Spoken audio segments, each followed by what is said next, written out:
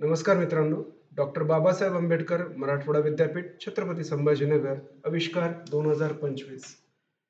सुरुवातीलाच आपल्या सर्वांना माहिती आहे की जिल्हास्तरीय उपक्रम हा आपला 4 जिल्ह्यांमध्ये यापूर्वीच झालेला आहे आणि आता त्यातून निवड झालेल्या विद्यार्थ्यांचं अर्थातच यू-जी, पी-जी आणि पोस्ट पी-जी या विद्यार्थ्यांचं आता विद्यापीठीय स्तरावर आविष्कार कॉम्पिटिशन होणार आहे.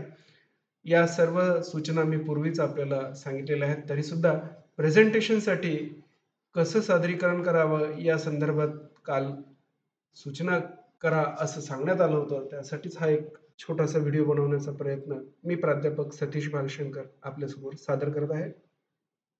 सर्वप्रथम पोस्टर प्रेझेंटेशन परत एकदा आपल्या सर्वांसाठी सांगतो, की आपला जो विद्यापीठीय स्तरीय जो आविष्कार होणार आहे, तो सुद्धा 2 टप्प्यांमध्ये होणार आहे.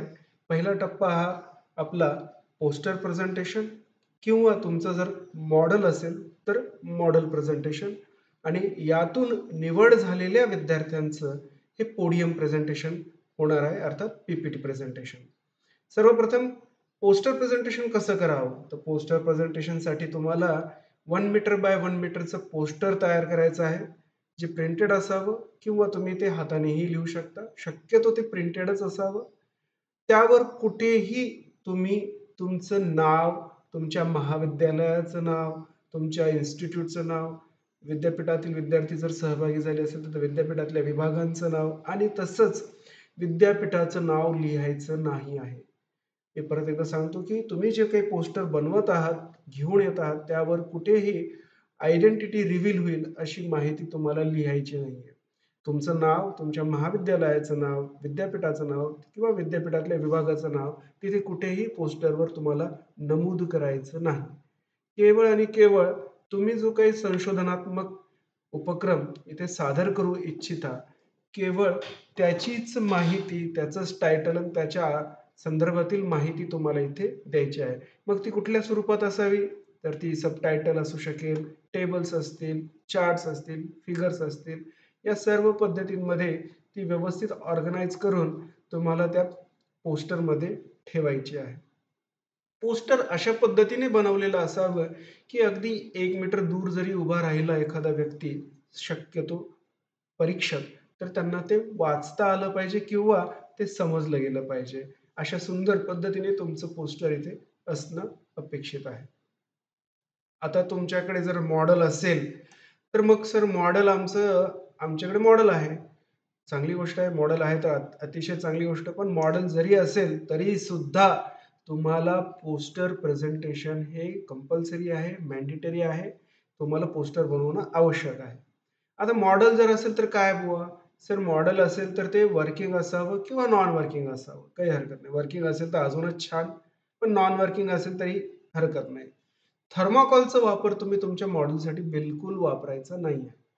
अशा गोष्टींचा वापर तुम्हाला तुमच्या मॉडेलमध्ये करायचा आहे, की जे नॉन पोल्युटिंग आहेत, एन्व्हायर्न फ्रेंडली आहेत, म्हणजेच वातावरणाशी निगडीत राहणारे आहेत. अशाच वस्तूंचा, मटेरियलचा वापर करून तुम्ही तुमचं हे मॉडेल इथे तयार करायचं आहे.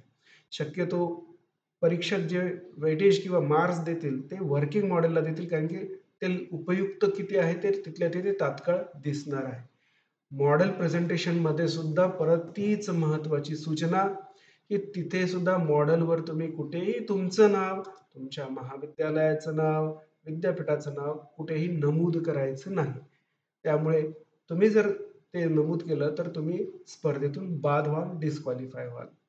आता तुमच्या मॉडेलमध्ये जर काही फायरवर्क असेल, शक्यतो तो फायरवर्क हे टाळलं जायला पाहिजे. पण जर का आवश्यकच असेल, तर तुम्ही समितीला अगोदरच सांगा. आविष्कार समिती त्याचं महत्त्व समजून तुम्हाला परवानगी देईल. आणि तुम्हाला जे काही आवश्यक गोष्टी आहेत, जसं की पाणी लागत असेल, इलेक्ट्रिसिटी पॉइंट लागत असेल, तर या संदर्भातली माहिती तुम्ही तुमच्या कॉलेज कोऑर्डिनेटरतर्फे विद्यापीठातील समितीला अगोदरच सांगाव्यात, जेणेकरून विद्यापीठ समिती तुमच्या मॉडेल प्रेझेंटेशनसाठी योग्य ती व्यवस्था करून देईल. आता सगळ्यात महत्त्वाचं आहे, की पोस्टर प्रेझेंटेशन झाल्यानंतर जे विद्यार्थी हे दुसऱ्या टप्प्यासाठी निवडले जातील. परत एकदा सांगतो की पहिल्या टप्प्यात सर्व विद्यार्थ्यांना पोस्टर प्रेझेंटेशन किंवा त्यांनी मॉडेल आणलेलं असेल तर मॉडेल प्रेझेंटेशन करायचं आहे. मग मॉडेल प्रेझेंटेशन आमचं झालं सर, आमचं पोस्टर प्रेझेंटेशन झालं. आता काय? त्यानंतर पहिल्या टप्प्यातील पहिल्या राउंडमधील विद्यार्थ्यांचं इथे निवड केली जाईल. त्यातील काही विद्यार्थीच हे दुसऱ्या टप्प्यात अर्थात राउंड 2 मध्ये ज्यालाच आपण म्हणतो पोडियम प्रेझेंटेशन करता इथे निवडले जातात. मग त्यांनी कसं प्रेझेंटेशन सादर करावं त्याच्या काही सूचना अशा आहेत. सर्वप्रथम निवड झालेले विद्यार्थी जे दुसऱ्या टप्प्यासाठी, परत एकदा सांगतो, दुसऱ्या टप्प्यासाठी त्यांना इथे पोडियम प्रेझेंटेशन सादर करायचं आहे. म्हणजेच जे पहिल्या दिवशी राउंड 1 मध्ये त्यांनी पोस्टर प्रेझेंटेशनद्वारे सादर केलेलं आहे तेच त्यांना थोडंसं अजून विस्तृत स्वरूपात, अजून चांगल्या स्वरूपात तीच संकल्पना इथे त्यांना सादर करायची आहे. मग सादर करायची आहे तर नेमकं काय करायचं सर? तर पॉवर पॉइंट प्रेझेंटेशन तुम्हाला इथे तयार करायचं आहे. मग ते कुठल्या सॉफ्टवेअर थ्रू करायचं आहे? तर तुम्ही मायक्रोसॉफ्ट पॉवर पॉइंटचा वापर करू शकता, तुम्ही प्रेझीचा वापर करू शकता, कॅनव्हा, गुगल स्लाइड अशा विविध ज्या पॉवर पॉइंट प्रेझेंटेशन बनवणाऱ्या सॉफ्टवेअर टूल्स आहेत यांचा वापर करून तुम्ही तुमचा सादरीकरण तयार करू शकता. सादरीकरण तयार केल्यानंतर शक्यतो तुम्ही तुमचा लॅपटॉप आणला तर आनंदच आहे किंवा किमान ते सादरीकरण तुम्ही तुमच्या पेन ड्राईव्हमध्ये ठेवावं. याच सोबत मी तुम्हाला अजून एक सूचना करेल की कधी-कधी पेन ड्राईव्ह खराब होण्याची भीती असते. अशा परिस्थितीमध्ये तुम्ही तुमचं सादरीकरण हे Google ड्राईव्हवर स्टोअर करून ठेवा. जेणेकरून ते डाउनलोड करून तुम्ही तुमचं सादरीकरण इथे देऊ शकाल. सादरीकरण कोणत्या भाषेत होऊ शकतं सर? सादरीकरण मराठी भाषेत करू शकाल, इंग्रजी, हिंदी. आता विद्यापीठ स्तरीयवर आहात, तर मी या तिन्ही भाषेचं तुम्हाला म्हणेल की करा, हरकत नाही. पण जेव्हा तुम्ही इथून समजा तुमची निवड ही राज्यस्तरीय आविष्कार जेव्हा आपल्याकडे होतो, आंतरविद्यापीठीय आविष्कार जेव्हा होतो, त्यावेळेस मात्र मराठीचा वापर शक्यतो टाळा. प्रामुख्याने इंग्रजी भाषेत आणि अतिशय आत्मविश्वासानं प्रयत्न करा की इंग्रजी भाषेतच तुम्ही तुमचं सादरीकरण करावं. त्याचं कारण असं आहे की जेव्हा राज्यस्तरीय आविष्कार होतो त्यावेळेस परीक्षक हे बाहेर राज्यातील असतात. त्यांना मराठी सहसा कळेल याची शक्यता कमी असते. अशा परिस्थितीमध्ये आपण इंग्रजी भाषा आणि तदनंतरच हिंदी भाषेचा प्रयोग इथे नक्की करावा. मग आता सर पोडियम प्रेझेंटेशन करताना काय करायला हवं? तर शक्यतो तुम्ही जे हे प्रेझेंटेशन बनवाल तर त्याचे फॉन्ट्स अर्थात जे काही आपण टाइप करतो ते कॅरेक्टर्स शक्यतो युनिव्हर्सल फॉन्ट्स असावेत. जेणेकरून जेव्हाही ते प्रेझेंटेशन तुम्ही कुठे घेऊन जाणार तर ते कुठेही ओपन झालं पाहिजे. शक्यतो ही बाब मराठी किंवा हिंदी प्रेझेंटेशन म्हणजे जे जिथे मराठी आणि हिंदी भाषेचा वापर झालाय तिथे ही लागू होते. इंग्रजी भाषेचं इतकं काही अडचण येत नाही. पण मराठी हिंदीमध्ये जर तुम्ही तयार केलं असेल तर युनिव्हर्सल फॉन्ट्स वापरा. जेणेकरून ते कुठल्याही सॉफ्टवेअर थ्रू आणि कुठल्याही लॅपटॉपला कनेक्ट केलं तर तुमचं प्रेझेंटेशन दिसेल. जर तसं झालं नाही तर अनावधानाने काय होईल की तुमची त्यावेळेस फजिती होण्याची शक्यता असते. इथे सुद्धा परत एकदा खूप महत्त्वाची सूचना, स्वतःची ओळख फक्त आणि फक्त जो नोंदणी वेळा दिलेला कोड असेल, विद्यापीठाने तुम्हाला एक कोड दिलेला असेल, जे विद्यार्थी अ, जिल्हास्तरीय आविष्कार जिंकून आलेले आहेत त्यांना माहिती आहे की त्यांना फक्त कोड सांगायचा आहे. विद्यापीठाची माहिती किंवा विभागाची माहिती किंवा महाविद्यालयाची माहिती किंवा स्वतःची माहिती इथे दरम्यान बिलकुल उघड नाही करायची. सांगायचंच नाही. अन्यथा काय होईल? आपण डिस्क्वालिफाय. मग आता सर सादरीकरण नेमकं कसं करायचंय? काय करायचंय? तर साधारणपणे तुम्हाला मित्रांनो एक 10 मिनिटांचा वेळ मिळणार आहे. साधारणपणे 10 मिनिटं एका विद्यार्थ्यासाठी इथे प्रेझेंटेशनसाठी दिला जाणार आहे. आणि त्यामध्ये तुम्हाला प्रभावीपणे अगदी मोजक्याच शब्दांमध्ये 7 ते 8 मिनिट मिळणार आहेत, ज्यात तुम्हाला एकदम छान प्रेझेंटेशन द्यायचं आहे आणि 2 ते 3 मिनिटांमध्ये जे परीक्षक तुम्हाला इथे प्रश्न विचारतील त्याचं अतिशय मार्मिक उत्तर इथे तुम्हाला सादर करायचं आहे. किती स्लाइड ठेवायला हव्यात सर? साधारणपणे 10 ते 15 स्लाइड्स खूप झाल्या. 10 ते 12 किंवा 10 ते 15 स्लाइड्स ह्या सफिशियंट आहेत, पुरेशा आहेत. परीक्षक नेमकं तुमच्या ह्या प्रेझेंटेशनमध्ये, या सादरीकरणामध्ये नेमकं काय बघणार सर? तर ते बघणार की नाविन्यता काय आहे, है की नाही? इनोव्हेशन ज्याला आपण म्हणतो की नेमकं काय आहे? संशोधन पद्धती, तुम्ही रिसर्च मेथोडॉलॉजी कशी वापरली व कसं संशोधन तुम्ही करायचा प्रयत्न केला? उपयुक्तता, युजफुलनेस, तुमचं हे जे काही तुम्ही सादरीकरण केलंय, हे सामाजिकदृष्ट्या किंवा व्यावहारिक आहे का? जे सगळ्या समाजाला किंवा एन्व्हायर्नमेंटला फायद्याचं आहे का? आणि सगळ्यात महत्त्वाचं तुमचं सादरीकरण कौशल्य. ते अतिशय महत्त्वाचं असायला हवं, प्रभावी हवं, अतिशय आत्मविश्वासाने भरलेलं असावं. नेमके तुमचे श्रोते कोण आहेत? तर तुमचे श्रोते हे परीक्षक आहेत. सोबतच इतरही विद्यार्थी जे तुमच्या कॉम्पिटिटर ज्याला आपण म्हणूयात, स्पर्धक म्हणूयात, जे तुमच्या सोबत आहेत, ह्यांना सुद्धा तुमचं सादरीकरण आवडेल किंवा समजेल अशा पद्धतीने तुम्हाला इथे तुमचं सादरीकरण सादर करायचं आहे. शक्यतो जटिल, कठीण असे अवघड शब्द वापरणं कमी करा किंवा समजणार नाहीत असे शब्द नका वापरू.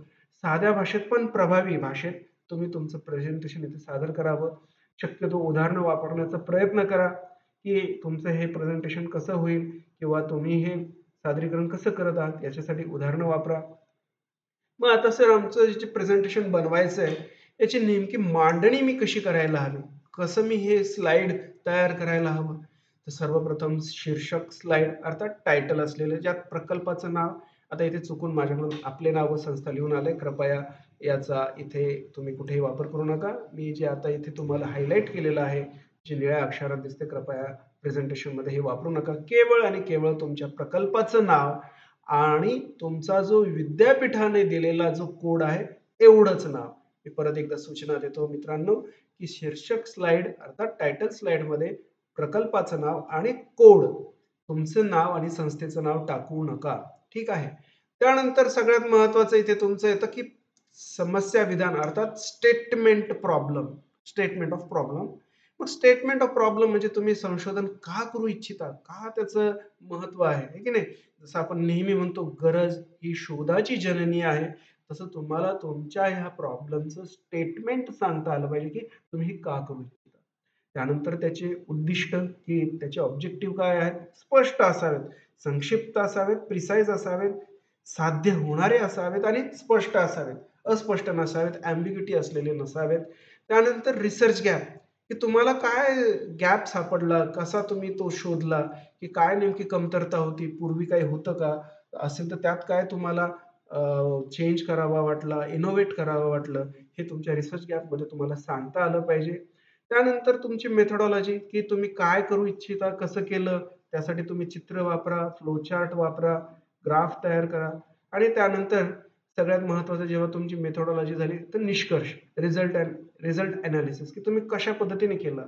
मग जेव्हा तुम्ही रिसर्च मेथोडॉलॉजी वापरली त्यानंतर तुम्हाला काय सापडलं, काय आयडेंटिफाय झालं, ते तुम्ही ग्राफच्या स्वरूपात, तक्ते, टेबल, काही डायग्राम्स असतील तर डायग्रामच्या माध्यमातून तुम्ही ते सादर करा.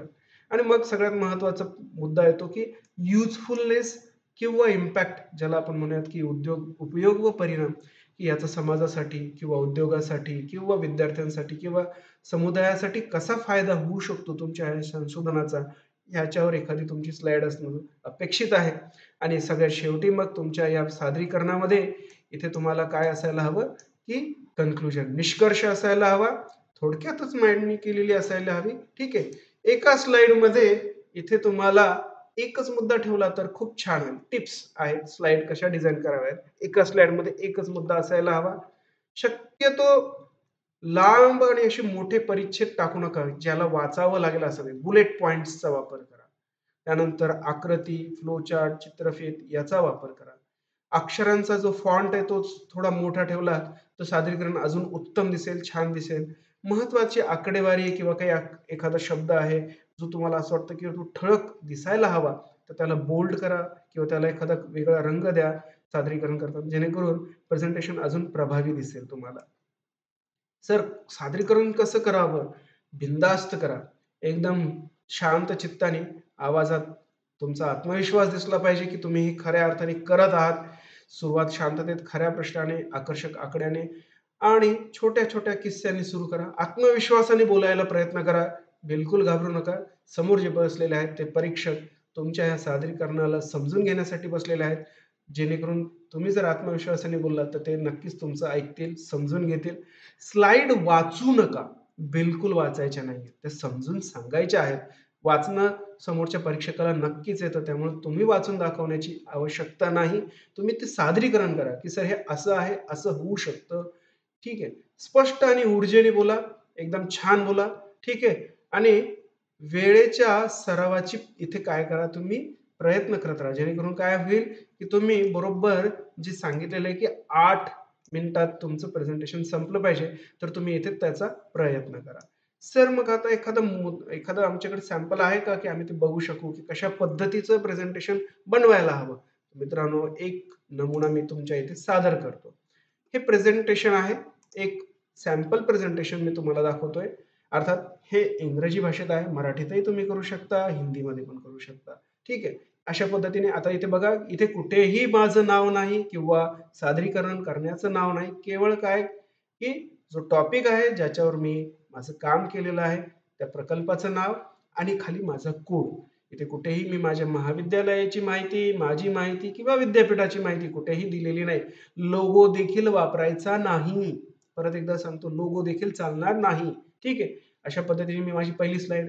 त्यानंतर आजच्या प्रेझेंटेशनमध्ये काय-काय मी करणार आहे, हे थोडक्यात सांगायचं आहे. जसं की introduction, motivation, problem statement, objective, review कसा केला, प्रपोज्ड काय करतोय, इम्प्लिमेंटेशन कसं केलं, त्याचं एनालिसिस काय, कन्क्लुजन काय आणि जर माझ्याकडे काही फ्युचर वर्क असेल तर त्याची माहिती.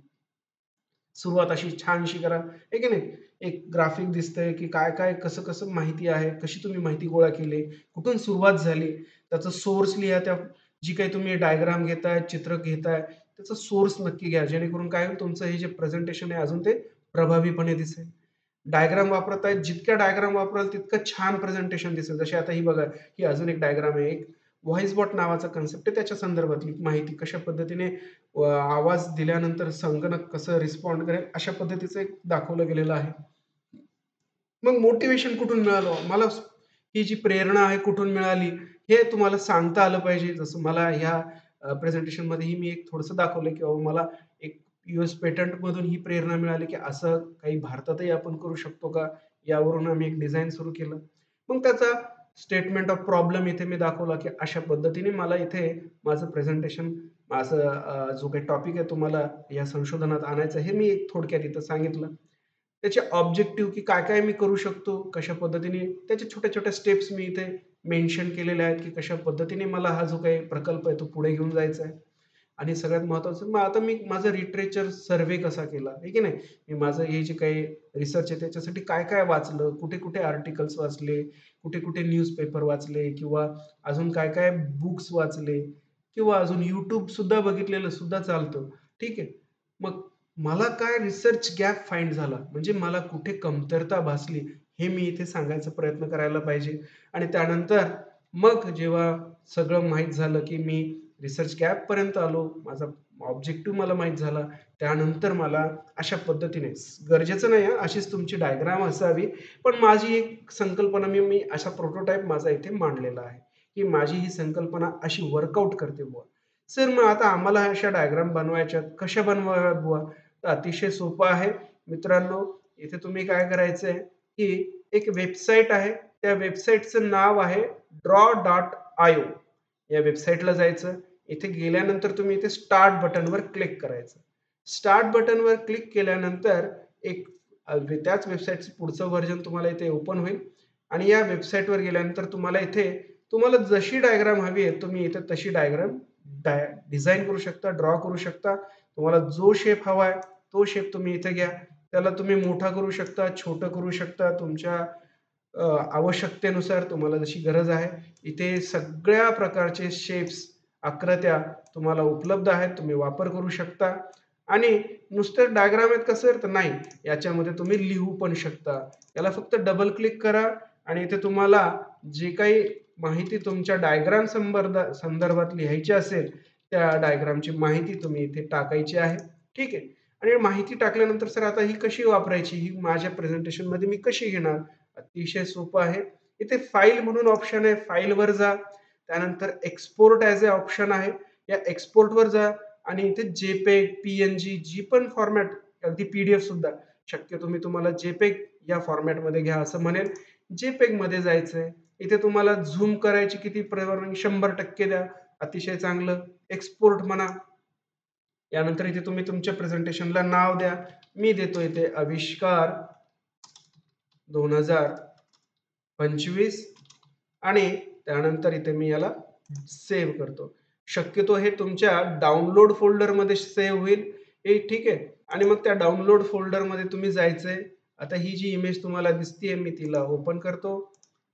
आविष्कार 2025 जेपीजी आणि या इमेजला आपण इथे बघूयात की ती इमेज खरंच डाउनलोड झाली आहे का. तर बघा मित्रांनो, इथे ती इमेज आपण जी आता बनवलेली ती इथे तयार झाली आहे आणि ती अतिशय व्यवस्थित पण दिसत आहे.